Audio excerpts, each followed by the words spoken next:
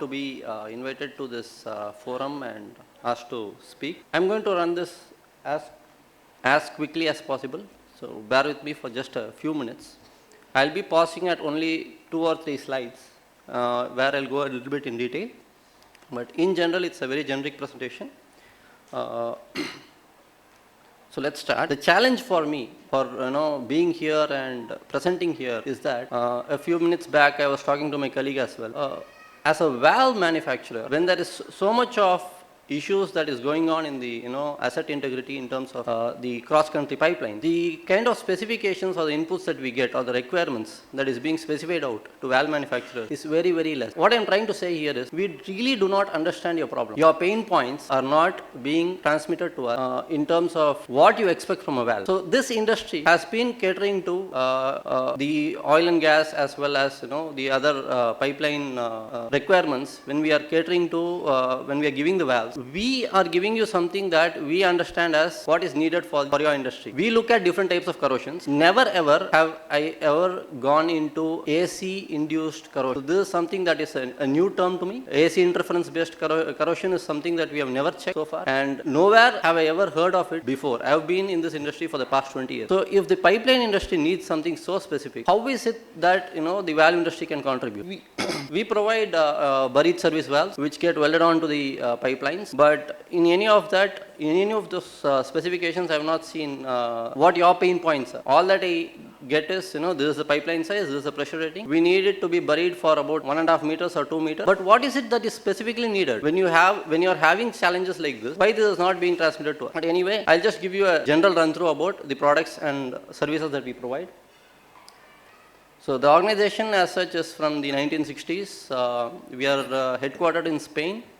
We have a division in India since the past 15 years. So I'll just skip through all this. I'll pause on this particular slide for a minute just to say that this is the core team, the Indian management, and combined we have over 150 years of experience. So any problem that you can ask or throw to a valve manufacturer, this is the best team that can solve it. We have the experience, we have seen the problems, but unless you tell us what you need, we will not be able to solve it. So we make huge variety of valves, different types, different sizes, different pressure classes, and pretty much everything under the sun in the isolation valve industry. So these are large customers. These are the valves with special features. We have valves with double block and bleed. So in the morning session, we were talking, one of the presenters told us that there was a pressure increase between 2 isolation valves, and because of which that led to a pipe burst. But these are common problems that we know how to solve. We have been giving valves for these sort of requirements since ages. So different types, different materials. Of course, we work with a lot of TPIs, huge product range. I'm not going to go into that. Let's talk about a little bit on the anti-static device. So ball valves per se work based on soft material polymers, which is constantly in contact with metal.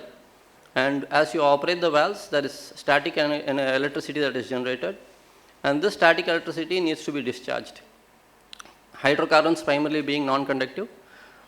This static electricity will be we provide a couple of anti-static devices, basically a ball spring arrangement to ensure electrical continuity from the ball to the valve body, so that everything stays grounded.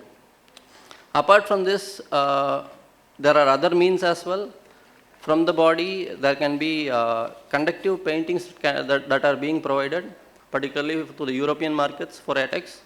So where the paint by itself is conductive and it stays grounded, or it dissipates the discharges. So these are other features. From a safety perspective, apart from the electrical part, we also ensure that there is no fugitive emissions to the atmosphere through the valve body joints or through the stem piping. So we make products that are highly safe in terms of pressure containment, and to the highest standards, whatever the industry standards are required. We test those valves to FE class, AH, BH, and we get the certifications. Then we also have I already told about double block and bleed. Within a valve, when it comes to a 20 mounted ball valve, you have an upstream seat, you have a downstream seat, and between these two, pressure gets trapped, and there is always a possibility of this pressure to increase and cause damage to the valve body or the integrity of the entire valve. So there are special design features in the valve that ensure that any entrapped liquid or fluid, if it expands and the pressure increases, it is safely discharged within the pipeline, primarily to the lower pressure side. And we have special valves for sealing even hydrogen, being the smallest element. Of course, our product range has all the valves under the sun. We also make actuators, and since we make valves, we make actuators.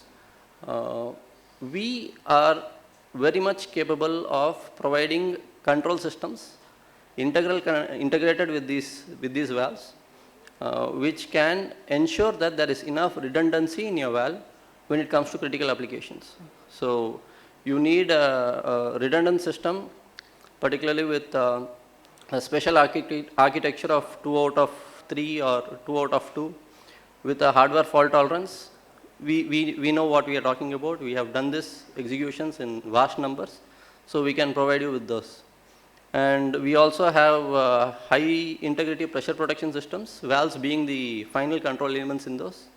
So we can integrate you valves along with logic solvers as well as sensors, so that you can have you can ensure that as redundancy, and also at all the city entry points you can use these high integrity pressure protection systems for ensuring that if there is a sudden drop in downstream pressure, the line is always isolated.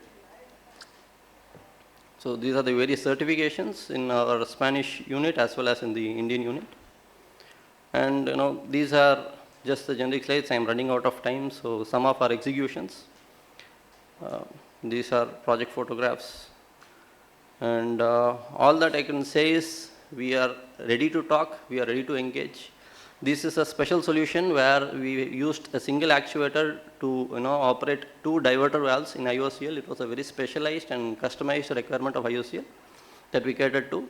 Until date, we have not had any complaints. The customer is very happy with us. So the point here is, you please tell us what you need.